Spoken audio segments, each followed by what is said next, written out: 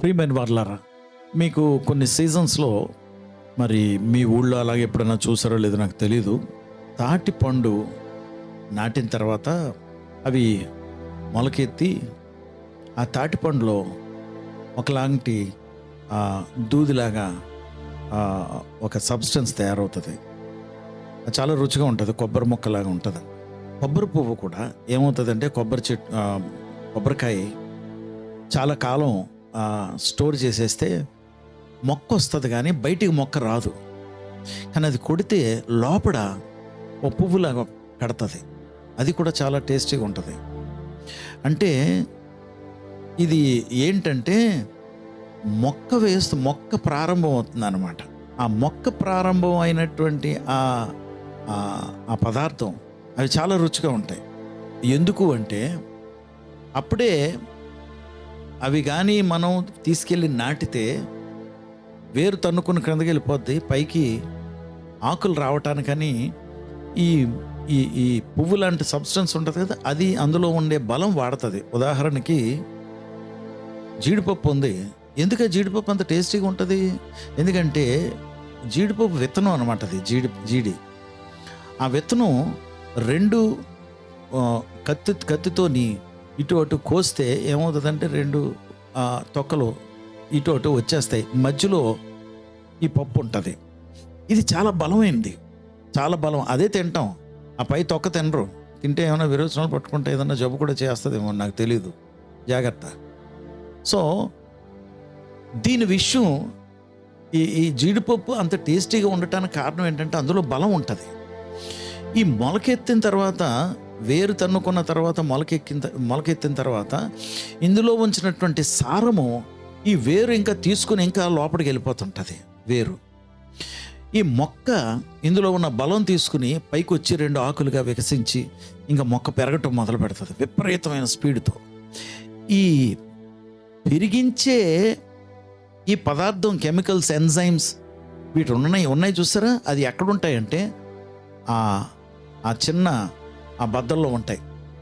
అంతేకాదు రెండు జీడిపప్పు పదార్థాలు రెండు బద్దలకి మధ్యలో చిన్న బొడుపులా చిన్నది ఉంటుంది. అదే అందులోనే ఆకులన్నీ ఉంటాయండి. అందులో పెరుగుతుంది, అది బయటకు వస్తుంది అన్నమాట.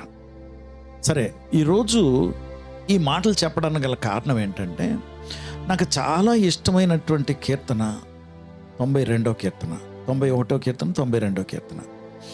92వ కీర్తనలో 12వ వచనంలో ఏమంటాడంటే కీర్తనాకారుడు దావీదు, నీతిమంతుడు నీతిమంతుడు నీతిమంతుడు నీతిమంతుడు. నీతిమంతుడు ఎవరు అంటే దేవుని నీతిని పాటించేవాడు నీతిమంతుడు. దేవుని నీతి ఏంటి? ఇదిగో నువ్వు ఇలా చెయ్యి, ఇలా ఉండు, ఇలా శుభ్రంగా ఉండు, ఇదిగో ఇలాగ నీ బట్టలు ఉతుక్కో, ఇలా నువ్వు టాయిలెట్కి వెళ్తే ఇలా చెయ్యి అని మొత్తం అంతా ఒక భక్తుడు ఎలా నివసించాలో, ఎలా జీవించాలో చాలా క్రిస్టల్ క్లియర్గా వారికి నియమాలు పెట్టేశారు దేవుడు. ఇవన్నీ పాటించేవాడు నీతిమంతుడు పాత నిబంధన బట్టి. కానీ నూతన నిబంధనలో నీతిమంతుడు ఎవరు అంటే యేసు ప్రభుల వారిని స్వరక్షకుడిగా అంగీకరించిన వాడు నీతిమంతుడు. ఎందుకు అంటే యేసు ప్రభు వారి నీతి వారికి అన్వయించబడ్డది. ఏమో మీ సంగతి ఏంటో నాకు తెలీదు, మీరు ఆలోచించుకోండి. నేను మాత్రం యేసు ప్రభుల వారు నా రక్షకుడు కనుక నేను నీతిమంతుడిగా దేవుడు నన్ను ఎంచారు. ఆయన నన్ను అకౌంట్ చేశారు యాజ్ రైచియస్. కనుక నేను నెక్కచ్చిగా దేవుడి కొరకు నిలవబట్టడానికి ప్రయత్నిస్తాను. ఒకవేళ ఏ పొరపాటు చేసినా నీతిమంతుడైన యేసు ప్రభుల వారు నా కొరకు విజ్ఞాపనం చేస్తున్నాడు, తండ్రి నా కుమారుడయ్యా, నా రక్తాన్ని ఆశ్రయిస్తున్నాడు, నువ్వు క్షమించయ్యా అని తండ్రి దగ్గర విజ్ఞాపనం చేస్తాడు నా కొరకు నీతిమంతుడైన యేసు ప్రభుల వారు. సో నేను నీతిమంతుడు. సో ఓకే, 12వ వచనం ఎక్కడ మనం కీర్తనలు 92వ కీర్తనలో ఉన్నాం. 12వ వచనంలో ఏమంటున్నారు? నీతిమంతుడు ఎలా ఉంటాడట? ఖర్జూర వృక్షము వలె ఉంటాడు. ఖర్జూర వృక్షం వలె మొవ్వు వేయిచూ ఉంటాడు, మొవ్వు వేయిచూ వర్ధిల్లుతాడు. ఇంగ్లీష్లో he will flourish like a palm tree. ఎలాగట? ఖర్జూర వృక్షము వలె. ఖర్జూర వృక్షం ఎలా ఉంటుంది? ఎండిపోయిన ఎడారిలో కూడా అది పెరుగుతుంది. ఎక్కడ పెరుగుతుందో తెలుసండి? ఎండిపోయిన ఎడారిలో ఎక్కడైతే నీటి తడి దొరుకుతుందో, ఓఎస్ఎస్ అంటారు ఇంగ్లీష్లో, అంటే అక్కడ కొంచెం చిన్న చెరువులాగా ఉంటుంది, అక్కడే వృక్షాలు పెరుగుతాయి, అక్కడే పశువులు నీళ్లు తాగుతుంటాయి, అక్కడే వాళ్ళు ఇళ్ళు వేసుకుంటారు, అక్కడే వాళ్ళు నివసిస్తుంటారు. ఓఎస్ఎస్ అంటారు దాన్ని. సో అక్కడ ఈ ఖర్జూర వృక్షము పెరుగుతుంది. ఎందుకు పెరుగుతుందో తెలుసా? ఇక్కడ తడి ఉంది అని దానికి వాసన వచ్చేస్తుంది. అందుకు అక్కడ పెరుగుతూ అక్కడ దొరుకుతున్నటువంటి ఆ తేమను పీల్చుకుని అది వర్ధిల్లుతుంది. ఎలాంటి స్టెమ్మో, ఎలాంటి మ్రానో తెలుసండి? చాలా గట్టి మ్రాను, చాలా గట్టి మ్రాను. అక్కడ తడికి అది ఏం చేస్తుందంటే, విత్తన రూపంలో ఉన్నప్పుడు ఆ భూమిలో ఇసుక నేల అయినా గట్టిగా పట్టుకుంటుంది లోపల. అది కొట్టడమే కష్టం ఆ మ్రాన్ని. అందుకే దాన్ని ఇళ్ళు కట్టుకోవటానికి వాడతారు, ఆ మ్రానుని బళ్ళు తయారు చేయటానికి వాడతారు. సో ఈ ఖర్జూర వృక్షము మొవ్వు వేయుచున్నట్లు ఉంటారట. అలాగా వారు వర్ధిల్లుతారు. ఎవరు? దేవుణ్ణి కలుగున్నవారు, నీతిమంతులుగా పరిగణింపబడుతున్నవారు. ఎవరైతే యేసు ప్రభులు వారిని రక్షకుడిగా అంగీకరించారో వారు ఖర్జూర వృక్షం వలె మ్రొవ్వు వేయుచు ఉందురు. అంటే ఎంత తీగా ఉంటాయి కదా ఖర్జూరం.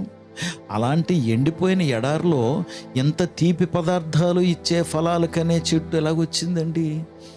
అలాగా నువ్వు కూడా ఎన్ని సమస్యలు ఉండని, ఎన్ని ఇబ్బందులు ఉన్నాయి, ఎన్ని ఇరుకులు ఉండని, ఎన్ని రకాలుగా ఎన్ని ఒత్తిళ్ళు నీ మీద ఉన్నా నువ్వు ఎలాగుంటావు అంటున్నారంటే, ఖర్జూర వృక్షము వలె మొవ్వు వేయిచు ఉందువు. నన్ను చూడండి, నాకు సరిగా కళ్ళు కనబడవు. నేను వయసులో 70 సంవత్సరాలు. ఇది 2026 సంవత్సరం కనుక ఇంచుమించు 70 సంవత్సరాలు నాకు. ఈ 70 సంవత్సరాల వయసు కలిగినటువంటి వాడితో దేవుడు చెప్తున్న మాట ఏంటంటే, రే అబ్బాయి, నువ్వు నా కొడుకురా, నీవు ఎలాగుంటావంటే ఖర్జూర వృక్షం వలె ఉంటావు. నీ ప్రక్కని 1000 మంది పడిపోయినా, నీ కుడి ప్రక్కని 10,000 మంది కూలినా అపాయం నీ యొద్దకు రాదు. నువ్వు అలాగా క్రైసిస్లో కూడా నిలవబడతావు, నా నాయకుడిగా ఉంటావు. దేవుడు చెప్తున్న వాగ్దానం. నీవు అంతేకాదు, ఇలాంటి ఎండిపోయినటువంటి ఎడారిలో నిన్ను తీసుకెళ్ళి నాటిన నీవు ఫలమిచ్చే చెట్టు వలె, ఖర్జూరం ఇచ్చే చెట్టు వలె నువ్వు ఫలిస్తావు. You will be fruitful, you will flourish అంటే వర్ధిల్లుతావు నువ్వు. దేవుని బిడ్డలారా, నాది చాలా చిన్న పరిచర్య అండి, నాది చాలా చిన్న పరిచర్య. కానీ నేను కలిగి ఉన్న దేవుడు చిన్నోడు కాదు, పెద్దోడు. ఆ పెద్ద దేవుడు నన్ను ఆశీర్వదించారు కనుక ఎటువంటి పెద్ద సేవకుల కన్నా నేను కానుకిచ్చేవాడుగా దేవుడు నన్ను చేశారు. ఒక ఆయన అన్నారు, శ్యామ్ గారు ఏంటండి ఇంత పెద్ద కానుక ఇచ్చేశారు? నేను ఆశ్చర్యపోతున్నాను, ఏంటి ఎంత కానుక ఇచ్చారు? ఎందుకు కానుకిస్తానంటే, ఇచ్చే చేతులుగా దేవుడు మన సంఘాన్ని చేశారు కనుక. ఇంకొక ఆయన అయితే ఆయన చేతిలో నేను కానుక పెట్టేటప్పుడు నేను చెప్పాను, అయ్యా గతంలో నేను ఎప్పుడు కూడా ఇంత కానుక మీకు ఇవ్వలేదండి, అప్పుడు 500 600 ఇచ్చేవాడినండి, కానీ ఇదిగోనండి దానికి రెట్టింపులు నేను ఇస్తున్నాను, మీ చేతుల్లో పెడుతున్నానంటే, ఏడు బాబు నన్ను కొనుక్కుంటున్నావా అన్నారు ఆయన.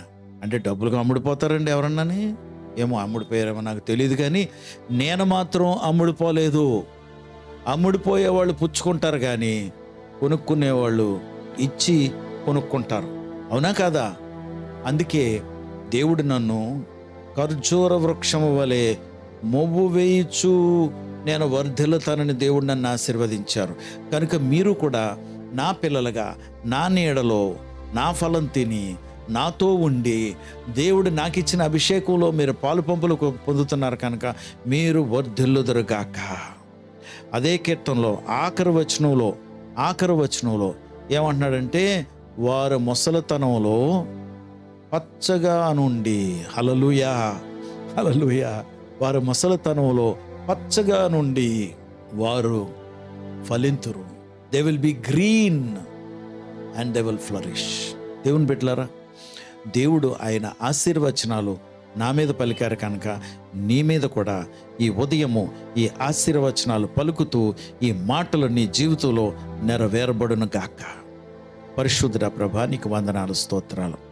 ఆరోగ్యంలో, బాంధవ్యాల్లో, ఆర్థిక పరిస్థితుల్లో, ఇళ్లల్లో, పిల్లల్లో, చదువుల్లో, ఉద్యోగాల్లో, వ్యాపారాల్లో నీ బిడ్డలు ఖర్జూర వృక్షము వలె మొవ్వ వేయుదురుగాక. ప్రభా, వర్ధిల్లుతూ నీ రాజ్య విస్తీరణ కొరకు నీ బిడ్డలు వాడబడుదురుగాక. నీ చేతులుగా నీ బిడ్డలను అప్పచెప్పుకుంటూ, ప్రభా, నీవు మమ్మల్ని వర్ధిల్లింప చేయటానికి గల కారణము అదే కీర్తనలో ఉంటుంది ప్రభా. వారు నైనా దేవాలయం ఆవరణల్లో వారు వర్ధిల్లుతారు అని రాయబడిన మాట కనుక let them flourish in your heavenly courts. ప్రభా, పరలోకపు ద్వారాల్లో, పరలోకపు గార్డెన్లో, ఈ భూమి మీద నీ పరిచర్యలో బిడ్డలందరూ వర్ధిల్లుతూ ఈ పరిచర్యని వారి భుజాల మీద మోస్తూ ప్రభా వర్ధిల్లుతూ, నాయనా నువ్వు బాధ్యతలు భుజాల మీద మోపావు కనుక నీ బిడ్డలు మోసుకుంటూ వర్ధిల్లుదురుగాక. నీ చేతులకి నీ బిడ్డలను అప్పచెప్పుకుంటూ నీ నామానికి మహిమ తెచ్చుకోమని మా ప్రభువు రక్షకుడు యేసుక్రీస్తు వారి నామములో ప్రార్థించి వేడుకొంచున్నాం తండ్రి. ఆమేన్.